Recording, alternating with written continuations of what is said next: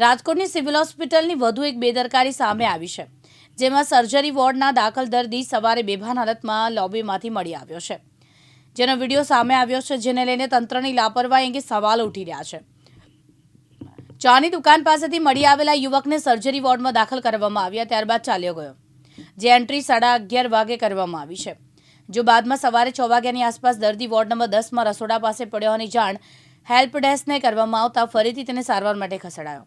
સમગ્ર મામલે additional civil અધિક્ષક ડોક્ટર હિતલ કાપડિયાએ સીસીટીવી ચકાસી જવાબદારો સામે પગલાં લેવાની ખાતરી આપી છે।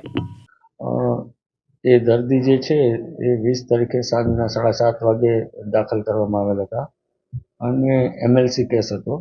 હવે 11 વાગે કોઈ કારણસર મારી માહિતી અનુસાર એમને એબ્સ્કોન્ડેડ થયેલા હતા વોર્ડમાંથી અને પછી બીજી જગ્યાએથી મળી આવેલ અને પાછી હેલ્પ ડેસ્કના કર્મચારીએ પાછા એમને વોર્ડમાં જ દાખલ કરવામાં આવેલ હતા।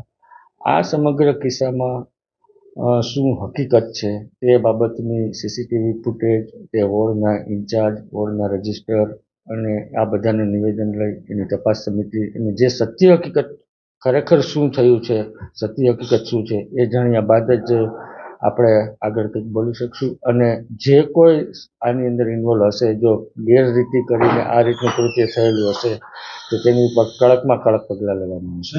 મારામારીનો કેસ હતો અને એમએલસી હતું અને મોટાભાગના ઈજાઓ અને શરીર ઉપરથી કોઈ ઓપન વુન્ડ ના હતું એવું, એટલે એ જ જોઈ હું સમગ્ર તપાસ, સંપૂર્ણ તપાસ કરી અને ત્યારબાદ એના ઉપર વધારે પ્રકાશ પાડે છે। આજે તો બધાના સીસીટીવી ફૂટેજ હમણાં મારા ટેબલ ઉપર આવી જશે અને પછી તપાસ સમિતિ 1 અઠવાડિયાની અંદર કમ્પ્લીટ આનું જે કંઈ હશે એ બહાર આવી શકશે। બ્યુરો રિપોર્ટ, દિવ્યાંગ ન્યૂઝ, રાજકોટ।